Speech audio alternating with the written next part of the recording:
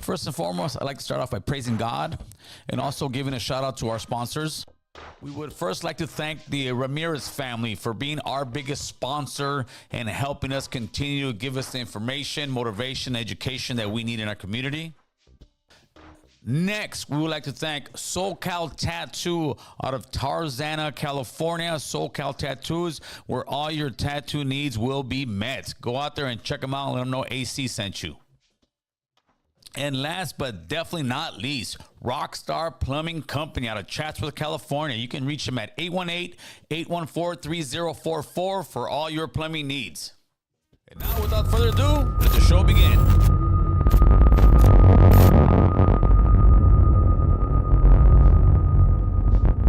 Look at us. I feel official. All right, everybody, you guys know what it is. The one and the only American Cholo podcast, broadcasting live to you, directly from North Hollywood, California. My name is Gil, and I am the American Cholo. And man, I got some major competition next to me, man. I got the iconic Los Angeles air personality. It's Kool-Aid herself. What's going on, Kool-Aid? You're going to make me cry, but I do flip the script. I am going to turn it around on you because there's so much I want to know about you and learn about you too. So that's what I heard. But the thing is, nah, man, I'm going to have you talk today. And I'm going to start with this. I need you to give my man over here to the right of you a Kool-Aid introduction. Is that crazy? Yeah, that was so cute when I rolled up with him. Surprise! Something made me want to bring my partner in crime, the one who always gets me in trouble, for the not knowers. Huge part of hip hop being on the radio in the West Coast. I mean, he's this. Everybody gives me. It's awesome because I get my flowers for my movement and the Latin hip hop movement. But like this dude put hip hop. Right. On the airwaves. So this is Demiza for the not Hi. This is awesome, by the way. Smart people that watch your show. I have to say, this is the coolest podcast studio I've ever been to. Thank you, brother. It is so dope. Brother. Yeah, we tried, bro. We tried to make it where somebody who can be from the hood and come in here and be like, shit, somebody who could, be a Trumper or Donald Trump himself, a president, a senator can walk in here and be like, okay, like, no, they have a real place, man. It's amazing. The American Cholo experience. Well, and it ties in after hearing American Cholo, seeing it, all of that kind of stuff, and then walking in, the first thing you see is some quality. Of the, the quality of it, the attention to detail. I mean, even, the We the People on the wall. You know what I mean? Like, yeah, it's a theme, bro, but it's a theme that I live and breathe. I mean, there's no ifs, ands, or buts about it. I live and breathe it. But, it kind of reminds me of the Chicano era of rap, right? Why I did this, why I did here. In the Latino rap lane, you've got to be extra crisp to really shine because there's already so many other people shining in front of you. And I wanted it to be like, all right, when people walk in, that's their first impression. Like, oh shit, this is real. All right, because then that lets people that want to come on the show, or let me see what this guy's got. Because the first thing I say, oh man, this is like, oh, they what? Like, oh wait a minute, that's. Well, you hit the mark. Oh, thank you, brother. You definitely hit the mark. Because I mean, coming back to it, which we'll get into, or whatever. But coming back into this, we've seen pretty much every podcast between the two of us, and we've tried to create our own different podcast for the different energy 1,000,001 times. And this just, it feels good. Like you're setting the stage. It's almost like, you go well dressed, you feel good. Like you walk in here. But thank you guys for coming. Love it. D over there was a major surprise because he is somebody that I've seen. It's like both of you guys just popped out of thin air. Big Boy was saying that last night. Yeah, Big Boy last night when we were with him, he was so proud of us, and he said the dope thing is that it's not Kool-Aid from something or Demiza from something. It's Kool-Aid and it's Demiza, and it like to be out in the world at 48 and 50 and be sorry, I just wanted to let them know that you're a little older. Put my business in the street, bro. In the street too, and 2 years younger, to be able to be out here and see that you're still relevant or that you still have a voice. I mean, there's so many layers to this, Gil, that are so deep to what both him and I are doing that are just. I'm still mad about the 50 comment. Sorry, my bad. That's just still so special, No, but it is like when Gil's 52. I'm a seasoned vet. I can dance underwater and not get wet. I let my application. But when I saw you, I saw that post right away where Kool-Aid's like, all right, everybody, and Kool-Aid just off the air, it's high energy. It's you could feel it on the phone, you could feel it on the air. I think that's why you were so successful and still are in what you do, right? So I saw you. All right, you know what? I'm coming out. I'm gonna start doing podcasts, la la la. And I'm behind the scenes, like, oh, very cool. I was like, very cool. And then I usually like to, like, when I ran into you, I say, hey, what's up, Kool-Aid? Like, what the hell are you? And then we chopped it up. Well, and then right away when you were like at first, because we were at a big event with a lot of people around, and I don't wear my glasses, so sometimes I can't see, like half the time I can't see your face, and I give you that courtesy smile and that nod, and then all of a sudden, like, you're like, Gil, American Cholo, come on now. I was like, okay, what you're doing for the culture. For sure, like, for sure. No, for I'm sure. coming and sitting with you. For sure. And here we are. But now let's get a little bit of your history. Okay. Where were you born and raised?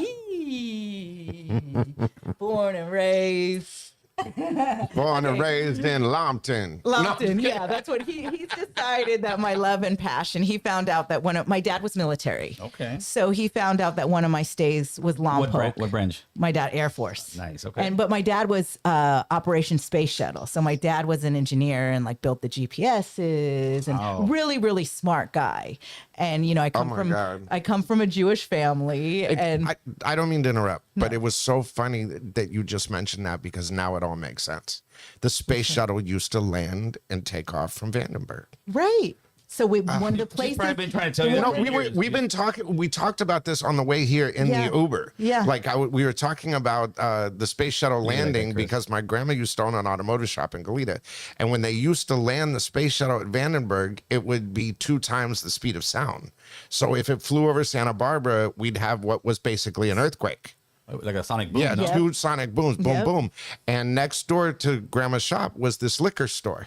And when it flew over the first time and went boom, boom, everything in the liquor store fell down, and a stream of alcohol came up out the thing. And the alarm went off at the automotive shop. So as a little kid, one of my first memories in life is going there and smelling that and being like, what the heck just happened? Yep. See, wow. And it was your dad's fault. It was my dad's fault. He was booming before I was booming out the speakers, okay, homie. That's how we do. So so we moved around quite a bit. I lived in Colorado. I was born in Alamogordo, New Mexico, and it's really cute because when I was little, where were you born? Alamogordo. Alamogordo. Yeah, New Mexico. Okay, Alamogordo. So when I was little, I thought I was from Mexico. I would say I was from Mexico, but it was New Mexico. So maybe that's where it started. Maybe that was one of the places that the passion started. You had to come out. Yeah. Somebody would say, look, Kool-Aid lied. She said she was born in Mexico.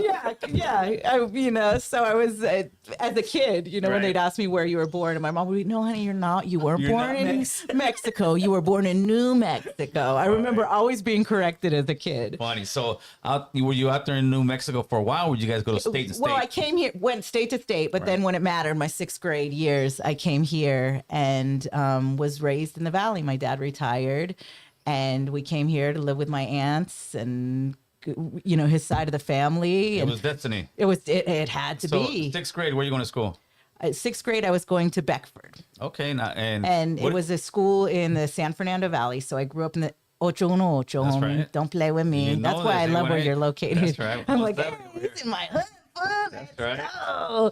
So I grew up loving, and the passion for the music started probably when I was in Colorado, and my mom would ground me from my New Edition and my Houdini tapes, and that would be the great music. That was my stuff. Great music. And then I got into the Common and the Woo, and I was super hip hop B girl like that. I was a B girl. I was like people know me for what I did with the Chicano rap scene, but I was also a certified B girl that. It's Friday night, like right now. Kool-Aid's, I don't know, 18, 19 years old. What's cool when you're a B girl at 18, 19 years old? Okay, so and an artist. Okay. So give me the no. good. So let's get into it. What years were you a b-boy? I might have been rapping when I was. So you were a b-boy. You were up and coming artist. It might have been, and I might have been rolling with a. Oh, you're getting something exclusive, okay? I might have been rolling with a label called Swamp Dog Entertainment. Swamp Dog Entertainment, and it was where MC Breed was signed, and it was one of the girls I played softball with, and the dad loved my charisma so much that he was gonna make me a rap star. But once my parents heard the lyrics that we were working on the song, they were like, "Oh hell no!" And, do you remember some of those lyrics? That was my next question. All right, the spit song, cool. No, that was my next question. Let me know if you want to be. Let me know. He comes drinking a 40, wants to play, you wants to get naughty. Yeah. That's right. Oh wow, we got cool about the flow. Totally ruined my street credibility. but I've your only time, done right? that for one person Who's for that? the Wake Up Show. That's right. They made me rap to get my gig with them on MTV. Really? Wow. Yeah, that was the only other time I rapped. So And I love you. yeah, I love you too. Was that not great times? Is that was that? What was he doing at that point as far as music? Holding everybody's guns. Look, let's not return the favor here. Hiding guns for rappers. Guns for rappers Allegedly. and being our Allegedly. Well, no, statute of limitations is over now. Yeah. Oh, yeah, my bad. We're kidding. He's never done that. Allegedly. He's only been for the community and created organizations that have helped the community and empowerment. this guy. Okay, so anyways, Let's go back to you. Yeah, get back to I you. want to get back to. Let's stay on you. he's in here as No, like a what? plant. You Yeah. planted this Oh, to you get the mean good it shit. works out great, I know how bro. you are. Works out great. Planning. Hey, you brought him, not me. Right, you guys So, coordinated this. Friday night, you're in the rap scene. What are you dressing? Oh, Come don't. on, give us, oh, give us the get don't down, give us the hair, give it down. Yo, you're good.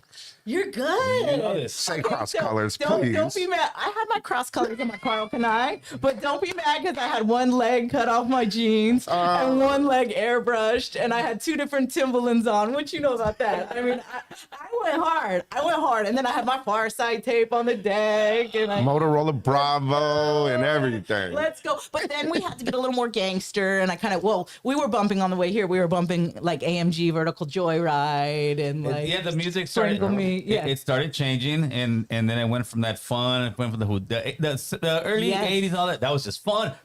Yeah. We're just having a good old time. Yeah. And then it went to a little bit rougher, which LL Cool J, then Ice-T Yeah. comes in there, and And then, NWA. and yeah, they just. And then it just went. Then You know, the little- NWA was still fun. I mean, yeah, they were talking a lot of trash, yeah. but you know, something to dance Yeah. to. Even Gangsta was danceable. You know what I mean? They did have a lot of stuff to dance to, absolutely, but it just also made it fun to be out there and get my gun and get my straps. Or But see, then you guys, then we got the NWA vibe, but then I started going a little deeper, and I went into the as you would say, rabbit hole of DJ Quick, Sugar Free, Yeah. High C, and I got extra thug, and I was the extra little thug Jewish girl from the valley with my cheerleader sister who listened to Duran Duran. Back then, the funny part Duran that only us older geezers know is that you're not downloading this stuff. You don't have a computer. No. You're getting the bootleg tape that you're buying from somewhere. Yeah. And then eventually they started kind of coming up on tape. I think. Well, I was a lucky little girl because we had a warehouse in the valley, so I would go get my 1999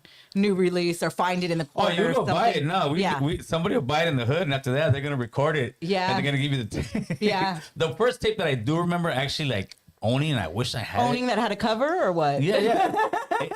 Thank you. Yes. And the other ones were just a little tape that said this. Yeah. Compton's Most Wanted. They had the blue one, the original CMW, Yeah. and I was like, oh shit, and that was pretty dope. You get it, you put it in, but yeah, nowadays you gotta buy, and there is no like passing. Sloss and swap meet. Is that what it is? That's right. That's where I used to go. Yeah? I used to drive down, go to the Sloss and swap meet and get the tapes or you know, that kind of Sloss and swap meet, Compton swap meet. I mean, So, with you, how did you start getting into the music game? oh my God. You know, I was at a friend of mine's house. Well, I mean, the music game or music? Actually, yeah, let's go with music first. Yeah. Well, I mean, like, you know, first. I mean, every kid, you know, like my grandma got me a boombox for Christmas. My aunt, you know, because they're all like lily white family stuff. So they gave me a Survivor, Eye of the Tiger, and Steve Miller Band Abracadabra on cassette. And once those popped, I was like, okay, well, what's the other options here? And I was over at my friend Jacob Pike's house, and his little brother comes in and goes, they're cussing on a record. And I'm like, what? And they play me NWA and then Boys in the Hood by Eazy-E. So was that like one of your first? Was that where like rap you first? Well, I had heard some rap. That's what Okay. You know, I had heard like, you know, Chuck D and those kind of things. I was like, okay, you know, Third Base maybe or something. And I was like, yeah, cool. But then as soon as I heard NWA, it was like McDonald's the first time. And I literally stole that tape and took off. And from there on, it was just, that was my crack. And then, you know, after hearing Compton and hearing all this stuff, I went to the warehouse in Goleta at the time. And I was looking on the thing and I saw DJ Quick's picture and it said born and raised in Compton. And I said, Compton.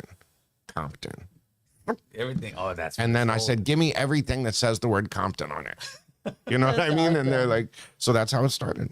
Do you remember your first hip hop record? Like I remember the actual first rap record I heard and how I felt. And I don't remember much. I don't think record. I think it was more like just Sugar Hill Gang. Okay. Because that would have been. I came here in '81. So From where? From Honduras. Oh, dang. I came here from '81 from Honduras, and yeah, it had to be the first one because I think they started popping like in '79. So at that point, I'm here new, and it's just whatever's out there. I'm barely learning how to speak English, and I think I still remember that one. But I remember that. I mean, Houdini. I would bump all that. Houdini. What's his name? It was all at that point. It was all New York artists, pretty much. Yeah. I was in my cousin's Big Daddy Supra. Kane, like all the stuff you would see, Eric Kim and Rakim, like all that East Coast stuff. That's when they, you know, and that was gangster stuff. Right. First record I heard, and I felt like it was so gangster, was Lottie Dottie. We love to party. We don't cause trouble. We don't bother nobody. That was the first record I ever heard, and that's when I fell in love with it. And then you had, oh my God. Yeah. Those were great like great times, I think. Because you can't recreate that. It's Oh, no, I was going to say something funny about Lottie Dottie is when I knew Power 106 was making a change, or when we were making a change in the music business, we booked Snoop first. Like we got him to do a Powerhouse or something in the Florentine Garden somewhere. Florentine. Or no, it was at the Shrine. We did something. It was my first week. And or my first show. And we had booked Snoop, but we had also booked Dougie Fresh. And they did Lottie Dottie together. Oh, and tell me that's when he redid. That's when. And so I recorded it, story you haven't told and we yet. played it on the radio. So that's how Snoop's version of Lottie Dottie came out. Well, no, Snoop had done Lottie Dottie on Doggy Style, but he had never done it with him. That was his first. That was his first time with him beatboxing and him doing it. So that was the first time that I pulled the surprise where I was like, you two need to go on the stage together. Where your synergy, your art. Yeah, where I was like, hey, the old school and the new school together, and recording it because still what he's out here doing. Because in Santa Barbara, I would do that to rock acts. I would bring them in and have them perform in the studio. So I was like, how can I do this with the rapper? That's what makes magic. So getting them to do it and then taking that and putting it on the radio was exclusive content. Got it. Do you know what I'm saying? So no one else had it. We had the live version. So that's dope. And I would just jump to whatever it is because this is great. I have ADHD, by the way. I would jump everywhere. And the great thing we is, both have ADHD. as you're speaking, it's sparking things that I wanted to ask you. How much leeway did you guys have as DJs in your era? Because it seems like nowadays the DJs just going for the. It's more of like a podcasting, and this is what you're gonna read. It's a dictatorship. It's no longer, hey, I'm gonna play what I like. How was it for you when you were DJing, and how do you think it is now? Well, as a DJ when I was young, how I got my start was I was a night jock from 7 to midnight at KHTY in Santa Barbara. Midnight, huh? And I was going to high school. So they let me program my own show. You know, That's crazy. So if I was I had absolute So is that how freedom. you got into programming? Is that what Yeah. made you passionate about? Because he was my boss when I was on air. Really? He was the program. I mean, he was the head of Program, programming yeah, that's right. for how many radio stations? Power 106. Hot 97. Yeah, 32 stations. Yeah. Wow. So you had pretty good leeway. Yeah, I had a free access. I could do whatever. He broke not at- Jay-Z but not at Jay-Z when first. New York wasn't playing Jay-Z. Well, and not at first, because at KHTY, when I was a program director in Santa Barbara, I could do whatever I wanted, you know, since the time I was 13 years old. Yeah. But when I got to Power, I wanted to make some pretty drastic changes, and they weren't with it, because it was a dance. You know, we were playing already the one-man party, then we go into Boys to Men, and then I was like, dude, we're freaking all over the place. I said, let's play West Coast gangster shit. And they were like, Really? shut up, kid. You know what I mean? You don't know what you're talking about. I was like, you guys aren't in the streets. Like, we need to play Ain't No Fun. We need to play All About You. We need to play DOC. We need to play. And they're like, dude, don't bring your CD. This was way pre me. This is Yeah. what I was being. I They were was like, don't bring your CDs to work, kid. inspired You know me. what I mean? That's what was popping. Yeah, and I said, well, look, let's put it in the research. Like, let me put it in the research. What's the research? Well, okay, so how radio stations decide what records they're going to play There we go. is we do what's called auditorium testing once every 6 months or once a year, where we get, say, 100 people in the room. We play them the hooks of 300 to 600 records. And they sit there and they go on a scale of 1 to 10, I like it, this. Is it familiar on a scale of 1 to 10, this. And then you add up the scores, and that's how you do it. You do target demos. So for instance, Power 106 is a 12 to 24-year-old radio station. So we would have 12 to 24-year-old people that fit our screener. You know what I mean? A focus group. Focus group, yeah. So that's how you decide what records you play. And then for the currents, once a week, you would do call-out testing, 30 records, play 30 hooks over the phone, and do the same thing. You know what I mean? So, and then average it over 2 weeks to make sure that you don't have any. Man, I thought you guys just walked in there, grabbed some discs. All right, that's what we're playing today, bro. It's a Well, No, yeah, there's such it's a science to formula. yeah. wow. I mean, Especially that, but see, that's the problem now. Well, is it's that now- it's a new world order, and they're still trying to follow NWO. the same. Yeah, they're trying to follow the same formula, but there's too many options out there. It's different. You didn't have all the options. We could get away with that when we were younger because you didn't have all the options and the places to consume the music. But see, that's also what the problem is today. Is I would always err on the side of passion. I would use research as a compass, but not a roadmap. It's a barometer. It's one more thing, you know, out of the three, which I always called the trifecta. You call the phones, you got the jock, and you got the research. You know what I mean? But the most important to And the us streets. was the streets. Yeah. But That's the what we jock, did. but see, that's why you trust your jocks, because the jocks are in the streets. You know what I mean? And you have a street For the team. streets. Right. That You know what girl I mean? for the So- streets. So, Khoolaid, when you were DJing, how much leeway did you have playing records? Okay, on my radio show, we had full. You can imagine it was a whole genre of music that had no love on the radio. Right. So I literally had to, with my partner that I built the radio show with, we had to sit there and we had to take the records we wanted to play and we had to edit them ourselves. Do radio edits ourselves and choose singles ourselves because record labels, you know, they weren't working the next Night Owl single or the next Spanish Fly single. So we Wow. sat in the garage studio. How would you edit them? Well, because he was a really good producer. Okay, so you put it Yeah. like a tape or something or a record. Yeah, What do you- he had his ADAT and he So you pull edited. the- And how did you become? What was your first Chicano rap or Latino rap? Give me two, because some will say they're not Chicano rap, some will say they're not. But give me two. Who was the first Chicano rap that so you? one of my first experiences of just being like, see, I would say I go back because I think about this a lot, and I kind of go back to the. I was a huge fan, and I think it was more because the culture of the whole freestyle scene. So like Joey Kidd, George Lamont, TKA, that whole movement out in New York, I loved. And then all of a sudden we had, you know, Kid Frost and Mellow Man Ace. Right. And it was like seeing Frost at Magic Mountain. I can remember thinking the same feeling I got when I'd hear a DJ Quick record. Like, Yes. this is so cool. This dude is telling me a story that I've never heard, and I want more of this story. And there was that, I was trying to remember, do you remember there was one song about an ocean? I can't remember. If anybody knows, somebody will remember. No. Oceanside. Two Down. Was that played on the radio? Yeah, it was Oceanside by Two Down. And the kid ended up working at Priority Records. Okay, and that record was Hell yeah. so there was record. I didn't create, like, we didn't create this. It was there, and the door at one point was like kind of open. It was open, and then I don't know what happened, because by the time I got onto the radio, it was it was eras, because like we had like the Lightest Shade of Brown, Timmy T, right, and all of that Brown, era, of course, yes, and Timmy T, and all of that kind of, and Stevie B, and all of those big Latin records, but not necessarily Latin. Let me ask you a question. I want to, because you brought something up. I want to ask you a question. Maybe you can answer this. Yeah.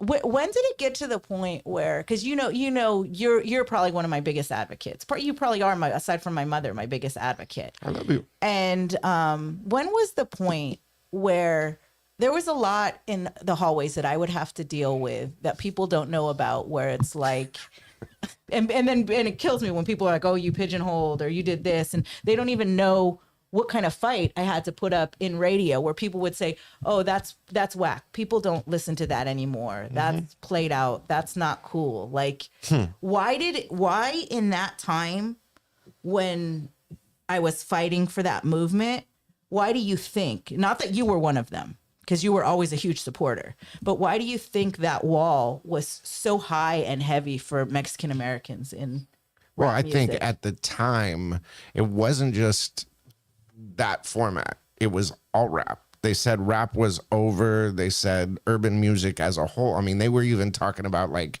that Johnny Gill, Rub You the Right Way. There was a rap version of it. And they said, take that out. I mean, for a second there, after Ice Ice Baby and MC Hammer and all of that, they just said, this is corny. We're done. Like, rap is over. And I don't think it was, I think because you worked in that format or were passionate about that format, it was more personal. So it felt like it was that, but it did end up being that, you know what I mean? Down the line, I don't think there was one point. I think that music goes through its phases, you know what I'm saying? And sometimes rock is the thing, sometimes rap's the thing, sometimes this, that. And I think that's just because we were so young and what we were going through, we just hadn't been through maybe that in maybe in the radio station wise, but I do kind of remember the time you were saying that they were saying, rap was over, but like on just music wise, they were still popping, but the Latino ones, maybe the quality wasn't as great. Let's keep it 100. Maybe the quality wasn't as great because you went from Kid Frost, which to me was the absolute first ever. Yeah. But he was, to me, what Chicano rap, cream of the crop, like Little Rock. This is something like, I can sell this. This sounds good. Well, this guy knows how to rap. Like you say, he knows how to tell a story. And now we got CNG. Well, and don't forget Mellow Man Ace, too. No. There was Mellow Man Ace and there was Kid Frost. Those two. Yeah, then the Proper Dose. Yeah, Proper Dose. But on a national level or on a hit level. It didn't hit. And I think I know the answer to that. Yeah. And this is... but we'll finish with why the 2000s. I think by the time like the 2000s kick in and a little bit after that, you don't have the stars. You don't have. Well, and I think what she's getting at, one of the things was the element. They were scared of it. Those old white people, yeah, even like the very first time that, Mac 10 or any of those guys came in the studio, the little white ladies in the office ran and shut the door. What are all these gangs? We're being invaded by gangsters. You know what I mean? So if they see Dickies, they think that, oh, does he have a gun on him? That kind of stuff. Are we safe? It was, people. I believe that as far as like why the Chicano rap like started going down. I mean, you still had the radio stations playing it, but as far as like the peak, I still think the peak was in the mid 90s. So like as far as how big it was. I think that the homies politicking on one another is what dropped it down. Holding each other back too. Well, it was like there was nobody rallying. With Kid Frost, his thing that ended up bringing him down was people saying, "Oh, this guy's not from a gang. Oh, this guy's not this." Like, always with. Do you think so? Absolutely, I was there. I know this. It's just like you almost have that today sometimes when you have guys rapping about gangster rap that are Latinos and you got fools politicking on talking shit like, "Fool, you ain't from the hood." That's when I always say Ice Cube wasn't from the hood. Dr. Dre, weak. Okay, let me ask you. It's freaking show business. But do you think that there can be MWA with guys talking about the pen, talking about getting busted, and 2 or 3 of their whole crew out of 4 are all not affiliates, not gang members, nothing? Do you really think that the essays, the Latino community will let them, the Chicano community in LA will let them thrive? I think we had an MWA, but we didn't have a platform for it at the time. Well, I think Slow Pain and Nino Brown were our. Yeah, but Slow Pain was from, I think it was from the Harbor area. That's what I'm saying. The thing with us is. You're saying that. If you ain't a gangbanger and you rapping about this stuff, you're going to get pressed up on. But I don't know, because think about what the culture let me do and how the culture's embraced me representing it and being on the forefront of it and being such a neutral party and a bridge. But you weren't coming in as a poser talking about. Yeah, like I'm banging, like I'm active. This is the difference with us. Well, I think that's interesting. Gil. I think with the MC Hammer, Vanilla Ice era, and as commercial as rap got for a second, and everybody dancing in the videos and doing all of that. It's done that twice. During the Puffy era, it did that too. Doing the Bad Boy thing and the Mace and the Shiny. Puffy party? No, go ahead. Go ahead. With the shiny suits and all of that kind of stuff. Yeah. I mean, we went through that twice. Yeah, you know what I mean? And I think that's kind of where we are today right now, is people are looking for authenticity. Right. You know what I mean? And a lot of times we forget that we are in freaking show business. Yeah. That's the problem. That's the problem that a lot of people in the streets just can't kind of. Well, it's the artist problem. Right now, that's what's killing me too, because I mean, and I've talked about this before on pods, or, my problem with this. And I talk about this a lot because it's important to me. But like our generation was D-boys. Now it's like it's okay to use to the extreme and use everything, and everybody's talking about it. And so everybody's authentically using, and it, if anything, holds. Chito Aranas said something really dope when he was sitting with me, and he said, I sobered up because right now I see the bag is there for our people. Oh, yes. And so it's like, I really need everybody, all my Mexican American rappers, to step to that challenge, because they don't know how hard it was to get to this bag for everybody. Right. So it sober the fuck up. And that was a great podcast that you did with him, to get him to open up like that, because he's such kind of a. Well, he doesn't. He doesn't do that. He doesn't do that. You know what I mean? So not only having coming and doing my first podcast for me, I realize the value and trust, and I hold that to my heart, that people have in me, that I want.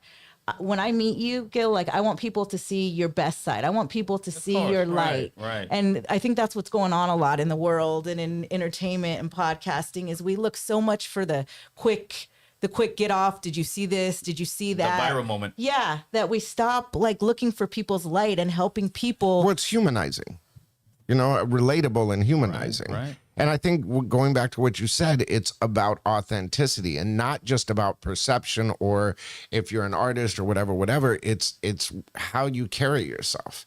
Are you a poser? Is that your normal? Well, and then also, do you know what I mean? No, I mean, it's the vibe. To take it a step further too, because some of these youngsters, they haven't seen it because they haven't grown or went through errors or stages or loss in life or raising kids. It's like, to me, one of the most beautiful moments I got to witness is when Slow Pain found God. And I think he made some of the best music he ever made when he found God. And people understanding that it's okay to change. It's okay to find our good qualities and redirect ourselves. There's nothing sellout about that. There's nothing whack about that. And that we get so caught up in the culture of keeping it real or to this or that we don't direct ourselves to do better. Improving yourself is a must. Yeah. It is a must. The one thing that I do see, though, that... Or just be true to yourself and you don't have to. You know what I mean? Some people are true to themselves. What is yourself? What I'm saying, though, is what is yourself? Our self is always changing, and that's okay. You're supposed to change. You're supposed to redirect. You're supposed to learn. It's both. But it's being honest about it. Yeah. Yes. And that's what I loved about your interview with Chito, was it was honest. I didn't expect him to start talking about perks. Yeah. You know what I mean? And I was like, damn, this is really, it added a depth to him. But then what happens when they start talking about it too, or when everybody starts talking about it or having that dialogue or nosing up or doing whatever they're going to do in an interview, everybody's just around. It's funny. And It's not, bro. Like I'm balloons out. still a mom. Like I'm a mom, and I'm a huge fan of a lot of these guys. I don't want to see you in jail. You I don't know want what to you're get talking that call. about, Kool-Aid. You ain't in the game. That's what they'll tell you on Instagram. But no, but the great thing is the artists don't. It's like people want to hear that it is okay. That's a great thing, yeah. It is okay to want to redirect. And man, Gil, I do not take the fact that I can sit there and I can be a different voice for people and them to accept it different. Like for them to not think like, what are you trying to tell me? That's whack. For them to like hear it because they know I genuinely, I only fuck with people I love. I interview and I fuck with people that I believe in and I love. I saw a clip from one of your interviews that said you had a humbling moment when you've been gone for so long and then you started a YouTube channel. Talk to me about that. Oh yeah. I mean, it like all of that, every step of the way. The only thing I had kind of set up that I had for a while that maybe I had like 12,000 followers on when I started was the Instagram. But aside from that, I didn't understand all the platforms, how to deliver. I'm still trying to figure that out. And, you know, when I was on the radio, what was our cume? Like 2 point something every time I'd pop the mic? What was it? It's like 1 million or 2 million every 2.5 every 15 minutes. Okay, so can you imagine? That was my audience that I was cracking that mic to every day with the push of one little button. And then all of a sudden I'm like, okay, here's my YouTube channel. And okay, 4. Oh, now I'm at 42. I mean, that can defeat you if you let it. But I'm learning the consistency, and part of what I wanted to do was show people it's like you just got to do it. Like, you know, if I fall on my face and nobody watches me and I don't monetize this, I know how many people I've already came out and touched, and I'm okay with that. Baby EJ, you might not be able to eat, but I'm okay with that. You know what I mean? It's like. It's all a learning and growth process I'm in right now. I am in my figuring out what I want to be when I grow up. How long would you say you've been back in the game? Have you been back in the game for a minute or when did we have it? About a year ago? When did Grandma die? Like January. So I mean, we met in like February or late January, early February. And then, I mean, we didn't really start moving till like March or April. It's probably a year, almost a year exactly. Okay, and what was this? You guys had phone calls, said, "Hey, dude." Well, his grandma died, and at the time, condolences, though. Thank you. And he stopped his whole entire career, if you haven't heard the story, to take care of his grandma. Oh my God! So, I mean, he at the height of his career. I mean, we're talking. I mean, he was the man, and he fell off the map completely. And I kind of did the same thing, but to raise my kids, and my dad was sick, so help my mom with my dad. And plus, when my partner and I had kids, we had decided, you know, I was going to be a stay-at-home mom. Okay. And my son learns differently, but he's an absolute rock star. And so I was like a rock star. Yeah. So I was a huge advocate for him and the education. And that's something him and I are that I really want to push, is helping people understand how to away. For both of you, how difficult was it walking away? For me at the time, it wasn't difficult. It was what I needed to do. It was like taking off a suit on Friday afternoon and not showing up for work on Monday. Yeah. It's still to this day, I don't regret it. It was the most important work that I had to do, that I was supposed to do in life. Was number one, being a mother, and number two, being there for my parents who gave me everything. That's right. You know, I think the one thing that we definitely have in common is we're both very spiritual. You know what I mean? If our path as we're going, like we believe in the moment. Do you know what I'm saying? Like we believe in doing what's right and doing what's true to us, to self. Yeah. You know what I mean? So if it feels right, there's no excuses for it. It just feels right. So now you guys are meeting. And what are you guys talking about? So his grandma had passed away, and I was going to go to the funeral, but I was like, it was one of those days where I just couldn't get from under the blanket. I was, you know, finishing up my divorce, and which was tough on me. Yeah, of course. And I couldn't get from out of the bed. Life was tough. Life was tough. And life was tough for about 5 years. Completely forgot who I was. Would sit there and be like, what can I do? I don't have any skills. I don't produce. I don't sing. I don't rap. Like I really felt like that for about 5-6 years. You just kept hitting yourself down, even more, throwing on top of yourself, even more to the point. The one thing I knew I was though, and that I always stepped to the plate for. Thank God for that strength was to be a mom and to be there for my kids and to be, I was the coach. I was the advocate with the IEP and getting him the best education possible and seeing him for where he was at and his amazing qualities. So when I focus in on something, I focus in hard. That was the cold to the train right there. Yeah. So, after my dad passed away, the divorce, I'm like, the kids are becoming teenagers and they had no clue of who their mom really was before. They heard some little rumors or some little whispers, but they didn't know. And I didn't even know who I was before.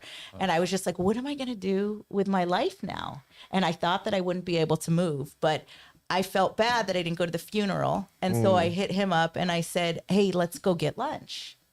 And we both were in the same place, just kind of in tears of, what are we totally forgot who we were. And I said to him, I'm like, dude, come on. And I was sitting there looking at him thinking, God, are you stupid, dude? You're Demiza. And I was saying the same thing. What are you, stupid? You're Kool-Aid. Yeah. Like, just go out and just pick something. Yes, you know what I mean? And we're both looking at each other like, I mean, and we've always been friends. You know what I mean? Regardless, we never, we didn't talk for a minute, but it was like literally when we sat down to eat, it was like it was yesterday. Yeah, well, it was like friends. That last night. And, he's a very private person. And I didn't get to share this yet with him, but I had a really cool moment last night. Probably the best feeling I've had in 15, 20 years. We went to congratulate Big Boy on the 10 years at the, on the new station. Totally randomly, by the way, we both went. And well, the crazy thing is that Bootleg Kev was the one to invite us, which shouts out to Kev. I love you. Kev. And for some reason, I'm like,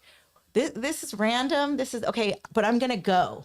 And we had this moment where it was just Ms. Big and I sitting in a room. And I had never felt so safe and just at peace and where I was supposed to be. Back to your element. Well, Big Boy saw Kool-Aid, and just went, oh my God. That's cool. You know what I mean? And literally just grabbed us both and said, come with me. And took us to like this other room and sat down. And that's the first time with, there was a lot going on in the couple of times where Kool-Aid, Big, and I have interacted. Right. But that's the dream team. It was such a beautiful time because Big, Big was doing so much for the West Coast and for people and just, for family and being that voice that I was talking to you about, where it's like, the importance of mom, the importance of family, the importance of taking care of your people. Big's always been about that. Culturally, having an African-American man and the show that you guys were doing as the two bookends on a Latino station.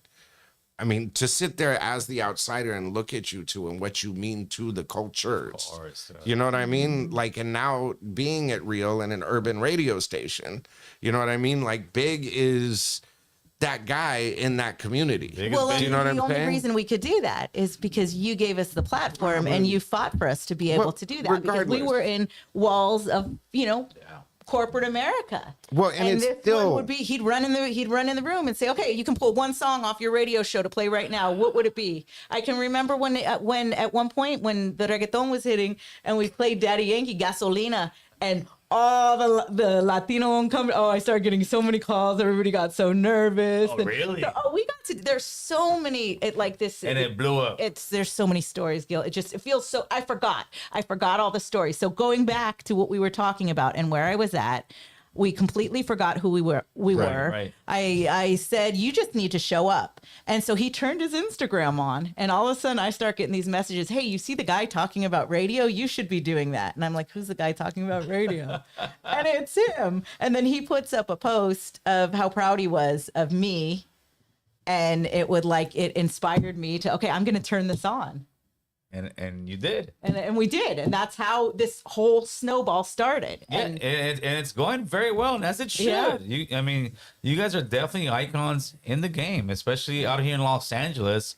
The show you were on was one of the hottest shows for many, many years. And that was, that what a blessing, because when I started that show, it was like, I totally, here I am, the new midday personality. I almost didn't get the job on Power 106 because I wasn't Latino. Actually, it was Big Boy who stepped in. I was literally training people on the board that they were auditioning when that midday shift opened up because they wanted to find somebody who was Latino for that job. And then Big Boy came in. He's like, hey, you're not going to find another B girl who knows. What are you guys doing? I was just the weekend girl. They're like, what are you doing? And he fought for me to get that midday gig. So I was fresh, just getting that midday gig.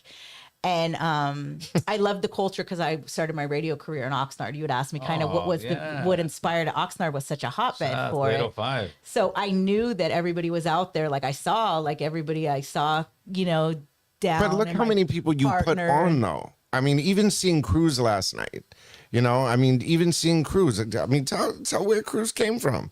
Well, I mean, if Cruz came from Cruz and Jay Noise came from I'm sorry, Jay Noise it's Juice, right? Yeah. Is it Juice? Just go ahead. Juice go ahead. now? Okay. But you've always been empowering to everybody. They were both went to high school, and me and my partner were college radio DJs.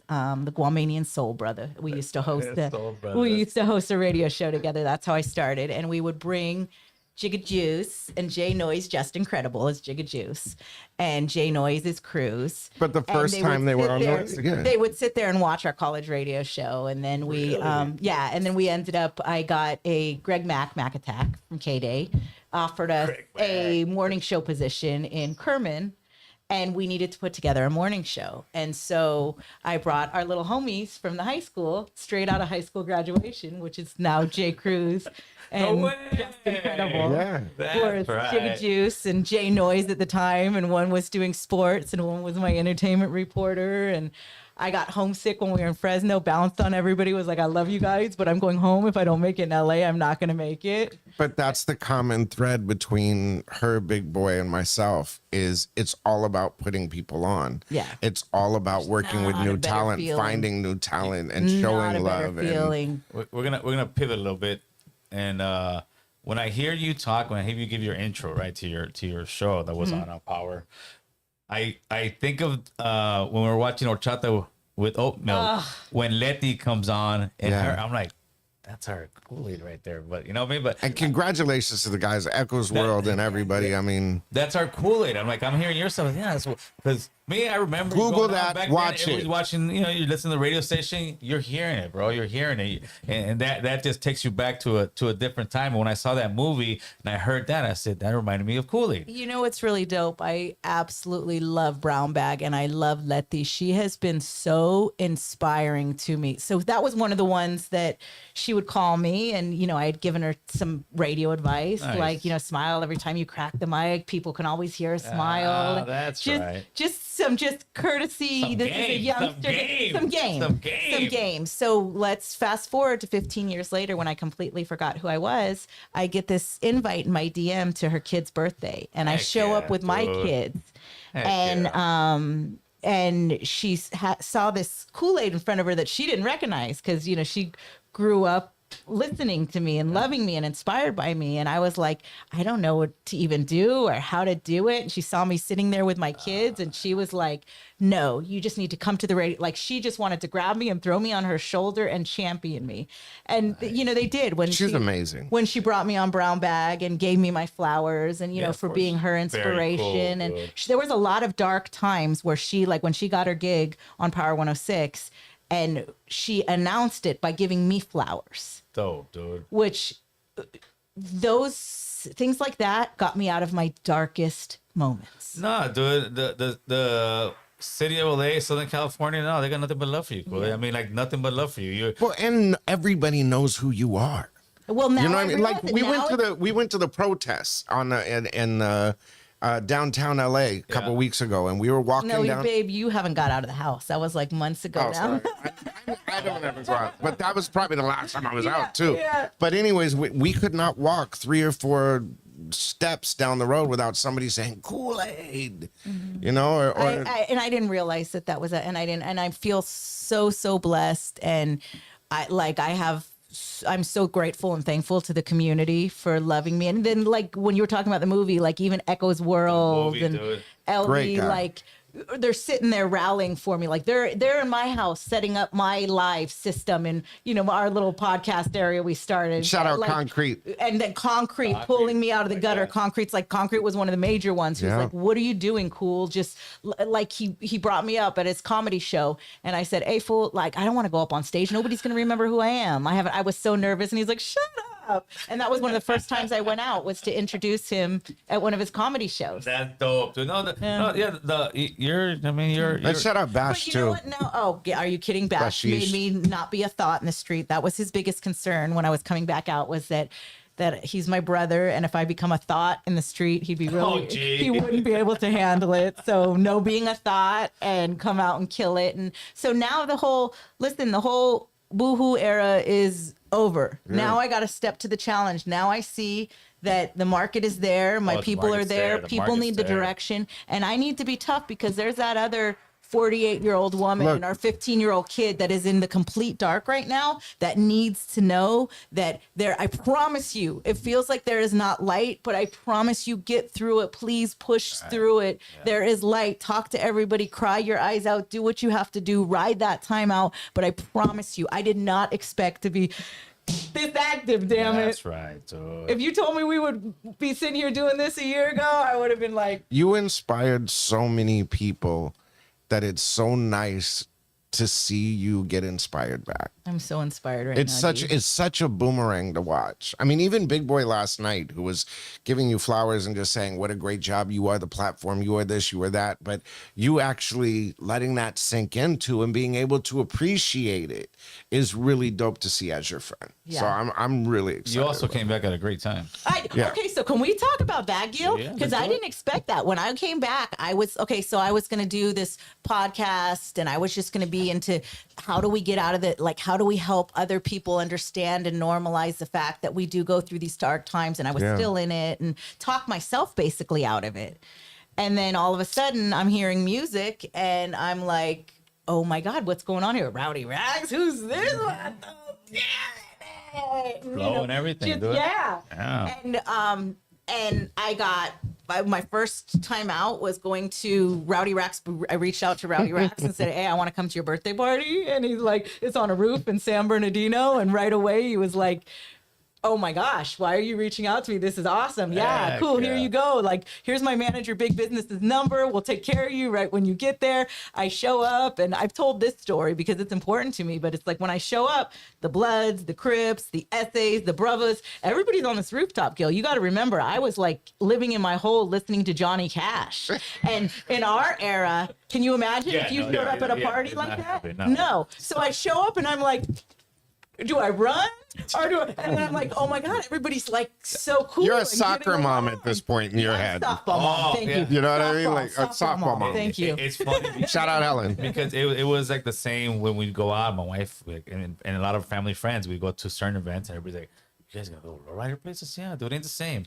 Back when we were growing up, when you know the show's over, somebody's busting on somebody's shooting somebody, somebody's stabbing somebody, somebody's throwing a big old brawl. All right, party's over. Yeah. You know, and nowadays, no, dude, that's a good thing. And nowadays, people, all right, they may not get along, they look at each other, and we keep going. Like, this ain't the time and place for it, which is a great thing. I love it. I mean, that part of what, and I was telling Chito that part of what they did for the culture and like normalizing. And sometimes I ask myself, is it because my kids are Jew Mexicans, like we're all so your kids are mixed too, right? Like we're all so mixed up, right? So it's like, maybe is that it? Have we created an era where we can't, because we can't discriminate because everybody's so jumbled? Or like, what is it? But I love it. I love coming back out. I love that part. Yeah, I think we're just growing as people, even in the hood, which is a good thing. I mean, you still get your knuckleheads, you still got dumb stuff, but for the most part, nowadays, if that happens at certain events, people get upset. Yeah. I think they just had an issue over at Chicano Park this last week or two. There was a brawl out there, and of course, you got people out there saying, "Man, I thought this stuff," and it sucks. It sucks, but you're gonna get one of those every now and then. Right, and you're going to get that one issue, but what about, like, I want to see all the beauty that happened that day at Chicano Park, because I'm sure it was beautiful. Chicano Park is so beautiful. Like, I'm sure that the full spectrum of that event was beautiful. So show me more of that. My creators, like, challenge yourself. Show me more that I want to see. I want to feel good. I don't want to hate all the time. I don't want to feel that way. There's enough hate in the world right now that we're all dealing with. Like, so what are you guys or what are you trying to do right now? Are you like promoting shows, doing shows, podcasting? Where's Kool-Aid trying to take the career in the next 5 years? oh my God, that's a good question. I'm still out here a little bit figuring out what I want to be when I grow up, but I definitely have more of a vision. I want to create content that matters. Cool. I want to coming back. Well, we talked. So what we were saying, you said, how do you feel coming back out to this era? It was such a different time. Like, I didn't know. Here I go to a DJ, to You're Not Down, and Angie V's like freaking out and grabs my hand and shows me the whole world. And I come out to my soundtrack. It was like I came to the world with my superhero soundtrack. And so I have no other choice but to be a superhero right now and help everybody step up game, elevate game, elevate some budgets, elevate some of the production quality that we expect for our people. Yes, and that's why I was so proud of Horchata. You're a pioneer in this game. The difference is that you planted a bunch of seeds and then you took off, and you, in your mind, because you were going through your stuff, thought the trees weren't growing, it was dead, this and that, and you come out to the world and like, no, you've made a forest, Kool-Aid. You helped plant a forest for our community, and that is why you're a family member. Do you know what I mean? To a lot of people, you're a member of the family. You're part of the clica, Holmes. You part of the clica, Holmes. The mother box won't tell you, but I'll tell you over here. No, you're definitely part of the clique. It's like a homeboy who put in all kind of work for the hood, and he just left and started doing his family life. And then he left to do the right thing. Yeah, and I've got homies like that. Like this last year, we threw a get together because we were tired of seeing each other at funerals. Yeah. So my wife, my family, a couple homies got together, and everybody's like, "You guys are gonna all the homeboys are gonna come through. We're gonna invite whoever comes." And there was guys that I hadn't seen in many years, and they were all family guys. They're like, "Yeah, I didn't know how the homies." I said, "Fool, the homies love you, bro. Look at you. You're doing your thing, man, and you put in work for the hood. There's no way they're gonna hate on you. If they hate on you, then they probably got no love. But nah, you definitely grew that forest, Kool-Aid. No offense about it." Oh, thank you, Gil. That means the world. Hey, Chris, let's get some phone calls going in. Oh, we have phone calls too?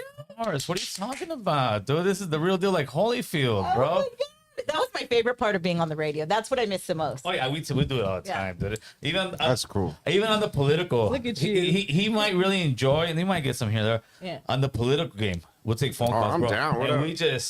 And I got, I'll probably take a little heat because I've been a bit political lately. I've seen that, bro. That's what I've been doing. When you start messing with the Constitution and Bill of Rights, then I start getting a little nervous.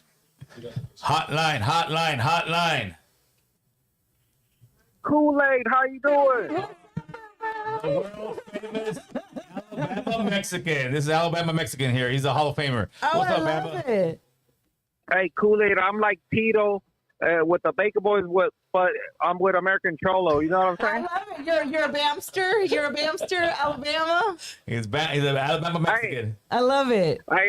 I'm from LA, but I moved to Alabama, and I grew up listening to you. I'm really flattered that you're on that show, and it's you're a legend, and I feel like you're the best guest that American Cholo's ever had, right there.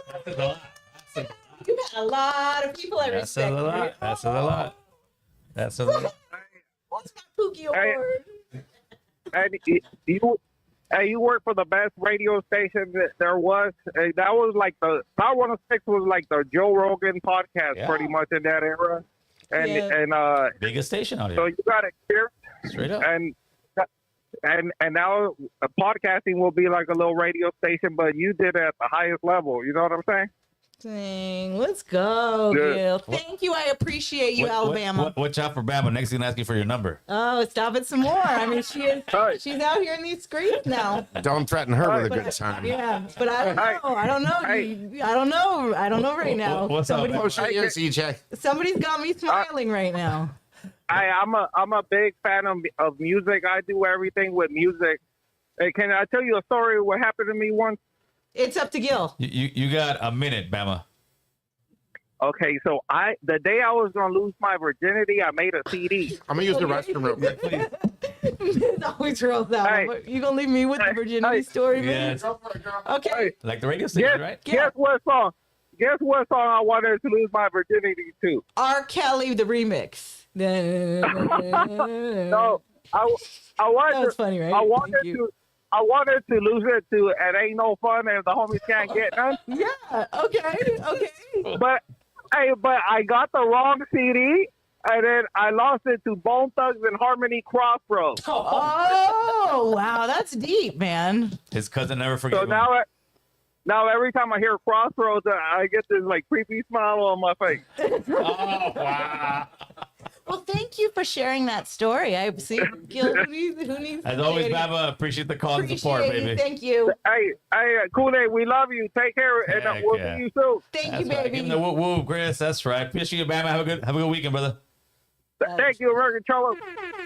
He's one of the What song did you lose your virginity to? my wife's right here, bro. Like, Love your wife, by the way. yeah. She's like, okay, I Hey, take it back. To be completely honest with you, I don't even remember. Yeah. I don't. But if I did remember, I wouldn't tell you anyways, because then every time that song would come on, my wife would be like, I'm a very bad. Yeah. Just so you know, you missed it, Miz. He Right, lost Chris? his virginity to Crossroads. Every time Bone I Thugs would and like- Harmony Crossroads. I lost the hood. I'm glad I missed that. Yeah. Do you remember what song you lost your virginity to, Miz? It wasn't any music playing. Yeah. Okay. Yeah. But I mean, thank God I haven't lost my virginity yet, so I don't have to figure out what song. Yeah, the Virgin Mary over here. artificially inseminated or immaculate conception. All right, you guys want to call in 747-279-8109, 747-279-8109. Let's get the comment section up there too, Chris. Let's see who's in the building. Yeah, you know what? How can you see the? Oh, he'll put them up right now. No, but how do That's you so see him? I cool. can't see. Well, he hasn't put No, them up but I yet. mean, I gotta close one out. No, not at all. You can see. Oh, the it's screen. Hotline. What's going on, brother? Talk to us. No, he's with him. Hey, right here, just wanted to send my shout out to Kool-Aid real quick. Ah, thank you, For big putting homie. it down Who is this? for so long. Hey, I had a quick question for you, right? Nothing personal, nothing, but I'm just curious. You've been on a podcast, right? And I was wondering, would you ever go on the Haters World by any chance? Yes, I'm more open now and more ready to do podcasts. Originally, when everybody was asking me to come out and do podcasts, I just wasn't ready with the Yeah, I get confidence, that. with what I would say, how I would say it, and I was nervous to come out With the into the comment world. section. Just everything, everything in general, and how I want to face the world because of the person I am, Absolutely. and what parts of my story I That's want right, to tell. that's right. So I absolutely Hell would yeah. love to go on Haters World. We're good guys. I Yeah, just well, actually maybe talked to you guys got to about get that set up. We would love to see you on there, and anywhere you go, you got our support and stuff. Absolutely. I appreciate You know what I you mean? guys. Do your thing. It's taken me a minute to just get comfortable with myself. That's right. No, it was It's good. a fun- this it's a is fun Browner podcast from to Orange do. County. Orange County. I'm out here in Tijuana, repping for the Brown. You know what I mean? That's So, right. Let's Hold go. on. Let's go see. Shout out to the OC player. Yes, sir. Yes, sir. All right, now, Gil, have a good one. You too, Kool-Aid, Carnal. stay up. Have a Keep great doing your weekend. thing, ma. Thank you, baby. I appreciate it. All right, now. All right, OG Moses 499 super chat. He said Greenleaf. I said Greenleaf Botanicals. Go to Greenleaf Botanicals on Instagram. There you go. Pay for that advertisement. Oh, Oh. wow. So they can pay so they pay live for an Yeah. advertisement? Gil, you For are a so sec- sophisticated. Hotline. No, he just did it. He was smart. He used the super chat.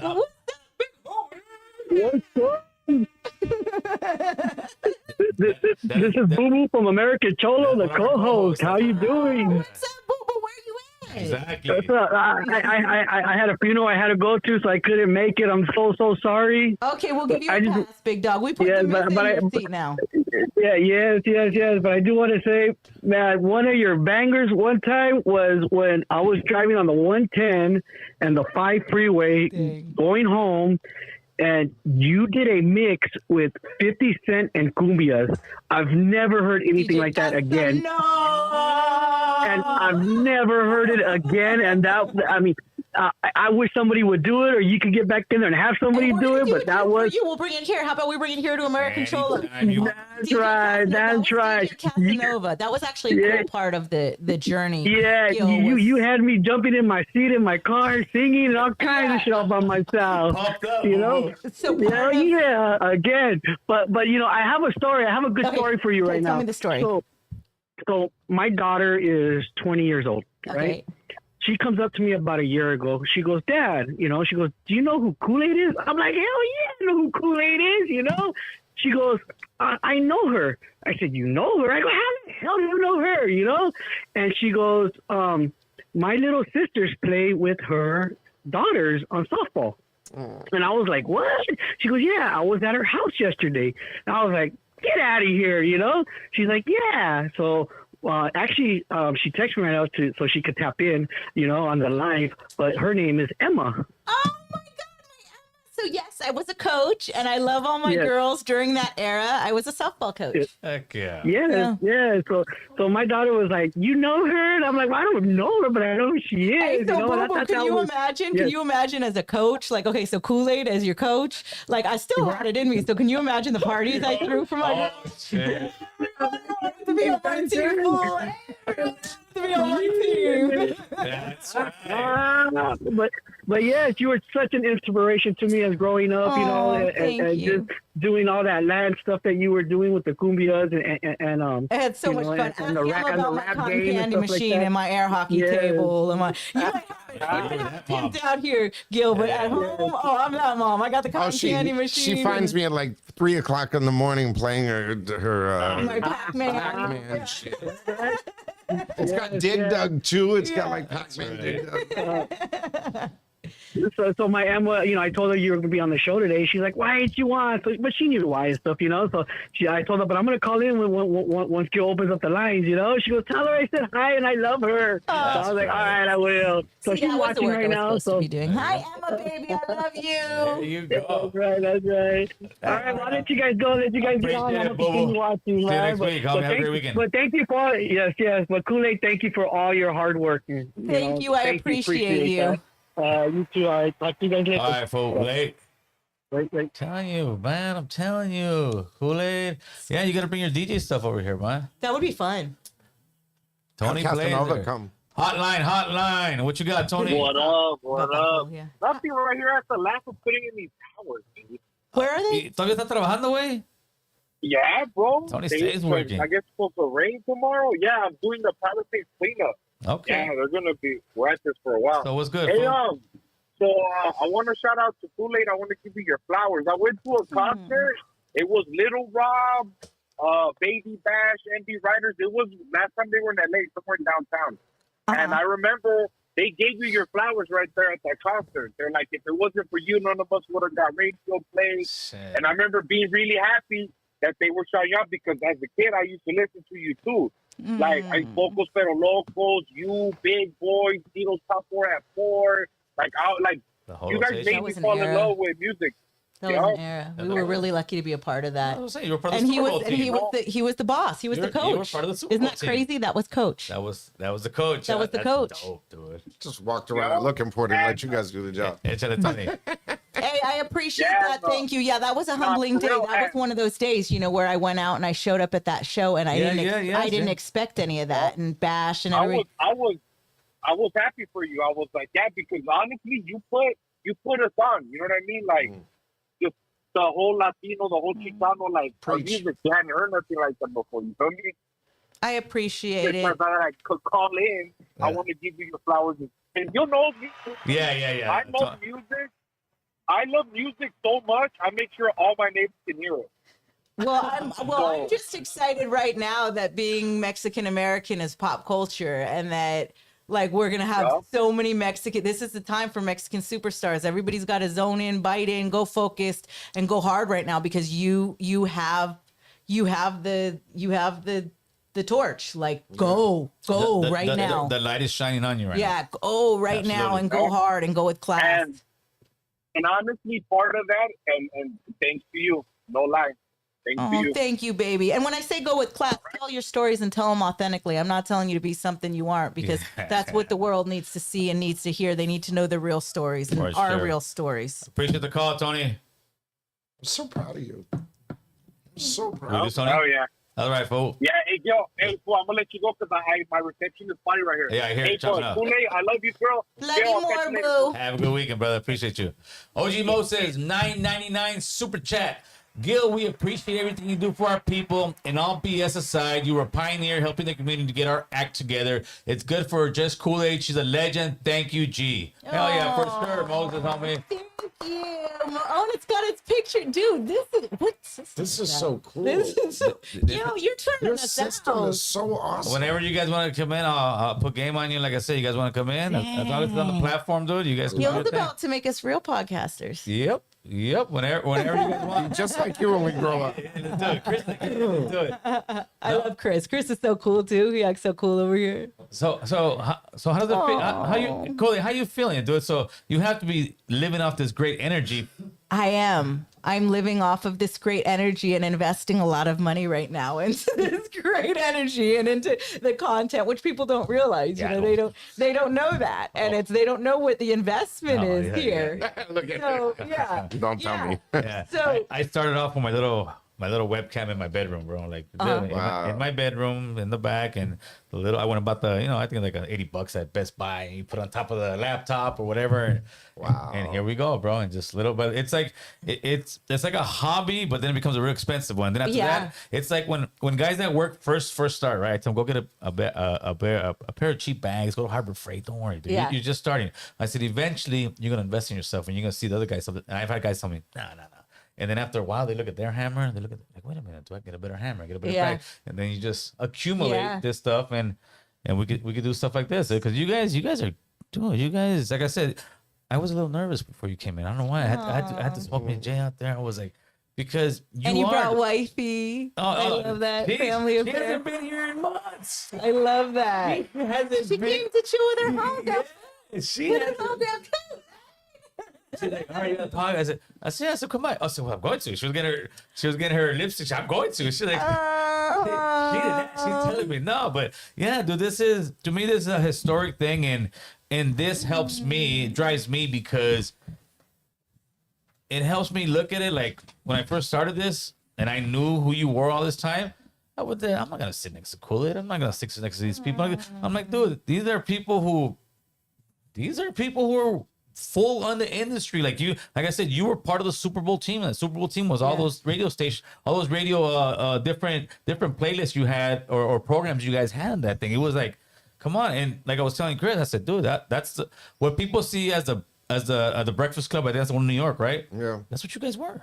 Yeah. I mean, over here, like no ifs, ands, or what's about it. Yeah. So it's something that you should never, ever in your life doubt. Like I know where you were for those 5 years. You know, I think a lot of people have especially when we get older, you've been through all kind of trauma. I know where you've been, bro. I know where you've been.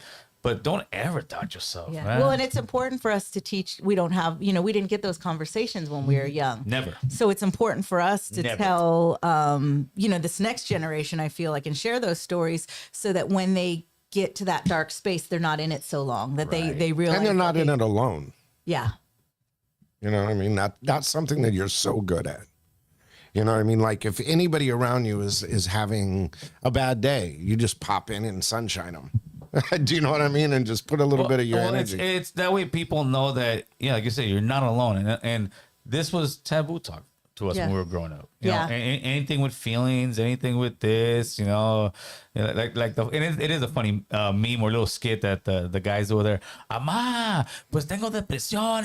Cállate, pendejo, ponte, mom, like, shut your ass up, go do the dishes or something to get like so it goes away. But no, dude, you took all the punches, you took all the bad, and it's only time. And now I'm out here, and we have fools wearing labubus. The queen is bad.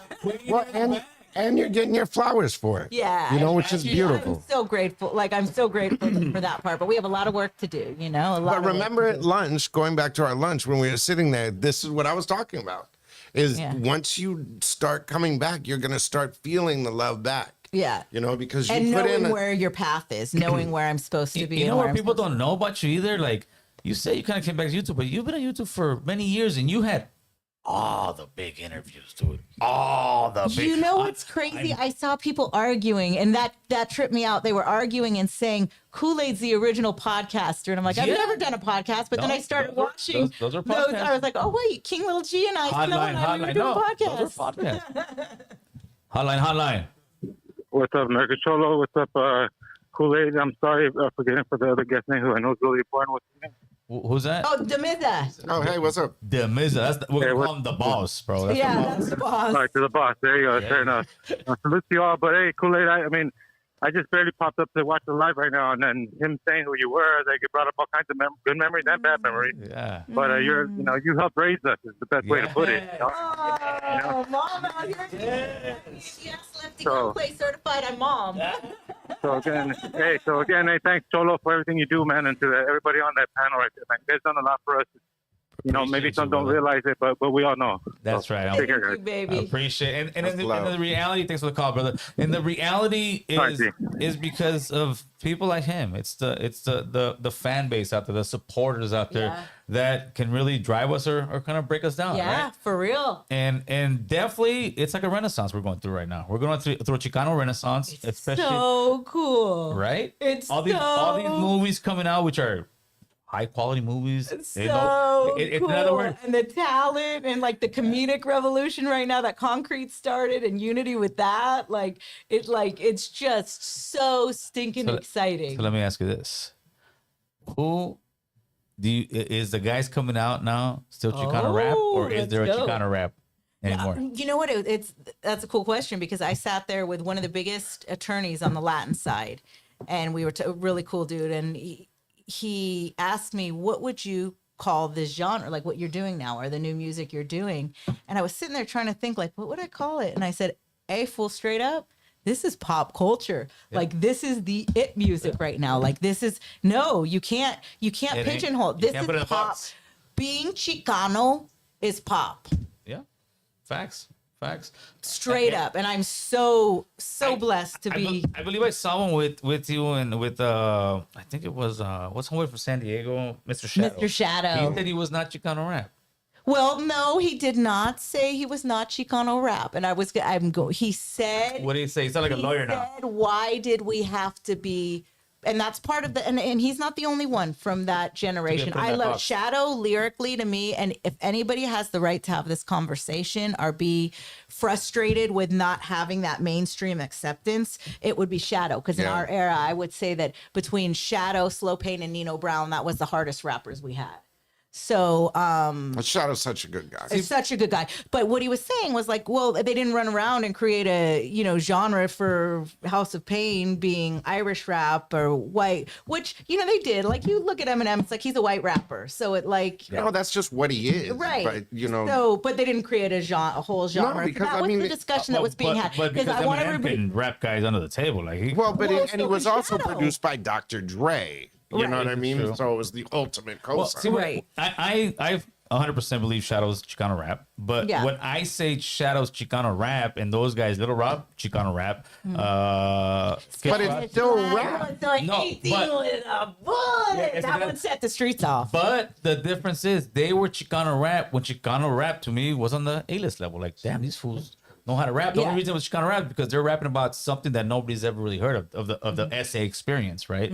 And then as it kind of got watered down for a few years, and then you had every homie in the hood, and I got homies all day long. They're like, all right, fool, hit one, and he's a Chicano rapper, but it's just the lyrics ain't as much, the swag ain't as much, and so pretty much is this. They are the era of what like Roddy Rax is now. Now you see Roddy Rax, like, oh man, this fucking rap, bro. Like that's what they were. I think culturally, the one who would be closest to carrying everything right now lyrically to Rowdy, he's my favorite lyricist. Like Rowdy, Rowdy in the studio is incredible. His experience, Rowdy, I truly can say I love and would do anything to see Rowdy succeed. Right. But would be CNG, like his lyrical swag and what he uses. I think he is the modern day. But CNG is a great rapper. Yeah. Major.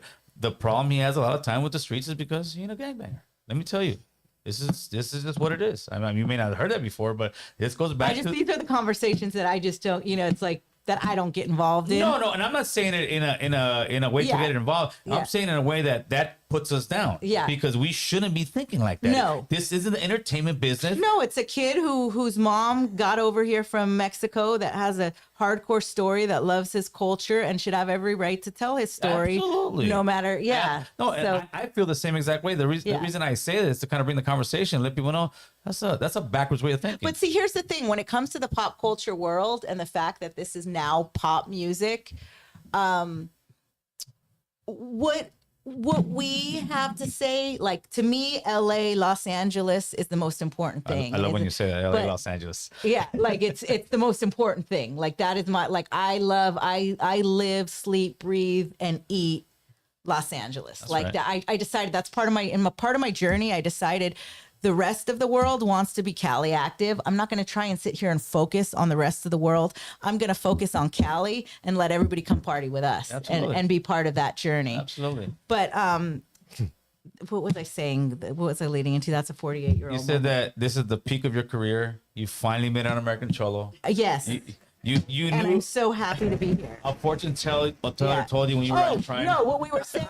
I tried. It's now. It's not going to. People are not going to be able to have the control of the narratives like that when it's pop culture. When it's pop culture and it's out there for the masses, it doesn't necessarily matter where a fool's from. It's what he's talking about. No, I he's agree saying. 100%. So, and I love the fact that we can just say fool so easily, and like it's like a positive word now. It's Absolutely. Like, I love what the word fool became. No, it's worldwide. Yeah. I saw this one big comedy podcast. I can't remember this guy with the beard always takes his shirt off, and another comedian guy, and he's over there. Hey, look at this Instagram. He was looking at La Big Sleepy.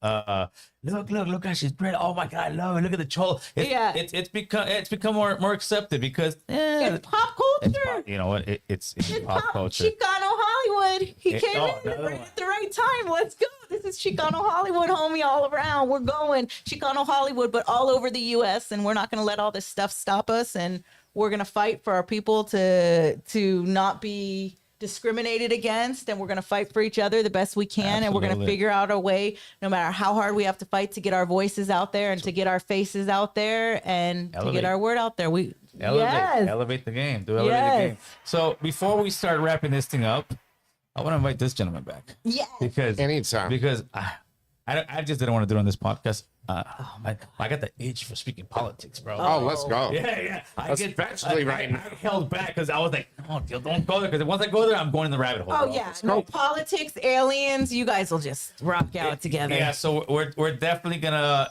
What's up, Big Droops?